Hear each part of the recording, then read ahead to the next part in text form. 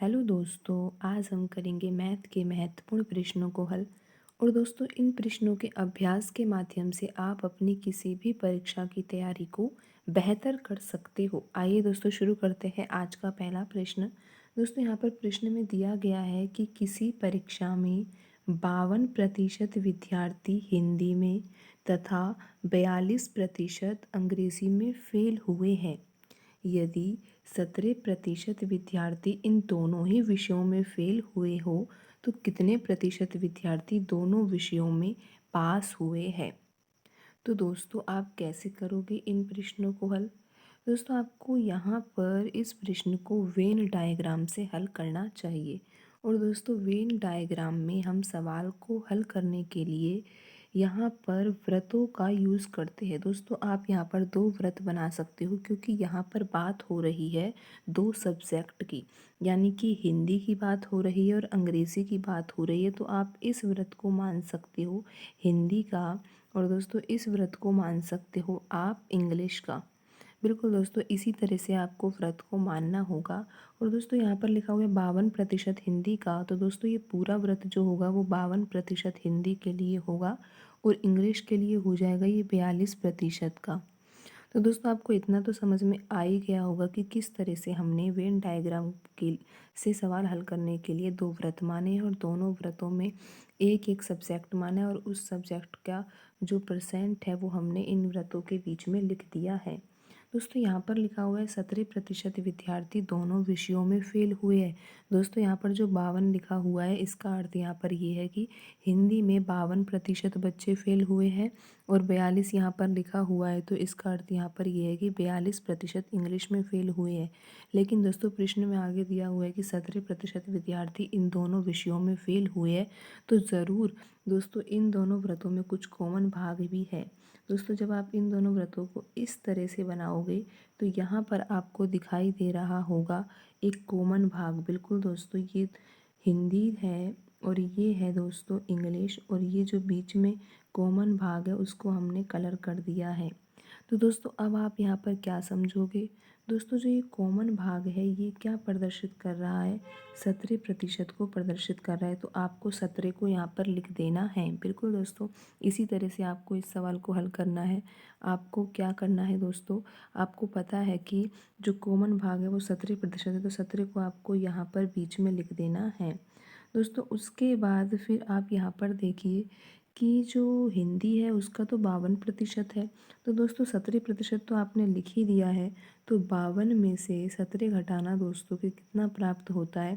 दोस्तों, आप यहाँ पर देखोगे कि यहाँ पर 12 में से 7 गए तो 5 और 4 में से 1 गए तो दोस्तों यहाँ पर आ जाएगा 3। तो दोस्तों, आपको यहाँ पर लिखना होगा 35। बिल्कुल दोस्तों, जब आप यहाँ पर 35 लिखते हो तो आप यहाँ पर क्या देखते हो कि जो ये हिंदी का पूरा व्रत है इसमें 52% आ चुका है, क्योंकि 17% तो हमने क्या लिखा है, दोनों विषयों में फेल होने वाले बच्चे लिखे हैं और 35% वे बच्चे हैं जो केवल हिंदी में फेल हुए हैं। तो दोस्तों, हिंदी का जो 52% है वो इस तरह से पूरा हमने कर दिया है। दोस्तों, जो इंग्लिश है उसका हमें 42% करना है। तो अब आप यहाँ पर देख सकते हो कि 17% तो पहले से ही लिखा हुआ है। हमें यहाँ पर क्या लिखना होगा, हमें यहाँ पर लिखना होगा केवल 25%। बिल्कुल दोस्तों, जब आप यहाँ पर 25% लिखोगे तो यहाँ पर 25 और ये 17 मिलकर क्या हो जाएंगे दोस्तों, ये व्रत जो है पूरा इंग्लिश को प्रदर्शित करता है और 25 और 17 मिलकर 42% पूरे हो जाएंगे। तो दोस्तों, आप यहाँ पर देख सकते हो कि 35% लिखा हुआ है, 17 लिखा हुआ है और 25 लिखा हुआ है। तो दोस्तों, जो 35% है वो ये प्रदर्शित करता है केवल हिंदी में जो फेल हुए बच्चे हैं वे बच्चे 35% है। 17% बच्चे वे हैं जो हिंदी में भी फेल हुए हैं और इंग्लिश में भी फेल हुए हैं। और दोस्तों, 25% ये प्रदर्शित करता है केवल इंग्लिश में फेल होने वाले बच्चे। तो दोस्तों, आप यहाँ पर देख सकते हो कि अगर हम इन तीनों को जोड़ देते हैं तो हमें ये पता लग जाएगा कि कितने बच्चे जो है फेल हुए हैं, चाहे वो इंग्लिश में फेल हुए हो, चाहे हिंदी में फेल हुए हो, चाहे वे दोनों विषयों में फेल हुए हो। तो दोस्तों, जब आप इनको जोड़ोगे तो आपका आंसर कितना आएगा दोस्तों, 35 और 25 कितना होता है, 60 होता है। और 60 में जब आप 17 जोड़ोगे तो यहाँ पर आ जाएगा 77। बिल्कुल दोस्तों, 77 ये प्रदर्शित कर रहा है कि 77 बच्चे जो है वो फ़ेल हुए हैं, चाहे वो किसी भी सब्जेक्ट में फ़ेल हुए हों। तो दोस्तों आप यहाँ पर समझ गए होंगे कि 77% तो हमें ये प्रदर्शित कर रहा है कि बच्चे किसी न किसी सब्जेक्ट में फ़ेल हुए हैं। और आपको यहाँ पर ये सोचना होगा कि 100% तो कुल बच्चे हैं। तो दोस्तों 100% जब कुल बच्चे हैं और 77% बच्चे तो उनमें से फ़ेल ही हो गए, तो 100 में से जब हम 77 घटाएंगे तो हमारा आंसर यहाँ पर 23 आएगा। और 23 यहाँ पर ये प्रदर्शित कर रहा है कि 23% बच्चे पास हुए हैं। बिल्कुल दोस्तों, 23% बच्चे जो है वो पास हुए हैं और 77% बच्चे वे हैं जो फेल हुए हैं। तो दोस्तों हमें यहाँ पर प्रश्न में कौन सा उत्तर निकालना था कि कितने प्रतिशत विद्यार्थी दोनों विषयों में पास हुए हैं। तो दोस्तों यहाँ पर जो 23% लिखा हुआ है ये प्रदर्शित कर रहा है कि दोनों विषयों में पास हुए जो बच्चे हैं उनका प्रतिशत 23 है। तो दोस्तों इस तरह से आप इन सवालों को आसानी से हल कर सकते हो वेन डायग्राम के द्वारा। दोस्तों आप यहाँ पर समझ गए होंगे किस तरह से हमने यहाँ पर दो व्रत बनाए थे। एक व्रत जो था वो प्रदर्शित कर रहा था हिंदी में फ़ेल होने वाले बच्चों का। और दोस्तों जो ये दूसरा व्रत हमने बनाया है ये प्रदर्शित कर रहा है इंग्लिश में फ़ेल होने वाले बच्चों का प्रतिशत।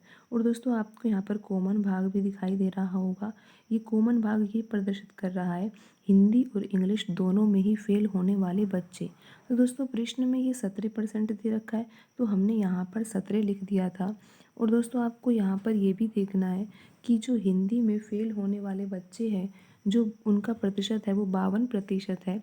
तो यहाँ पर हमने 52 पूरा करने के लिए हिंदी को यहाँ पर लिख दिया 35%। और अब आप देख सकते हो कि जो हिंदी में फ़ेल होने वाले बच्चों का प्रतिशत है 35 और 17 कुल मिलाकर 52% हो गया था।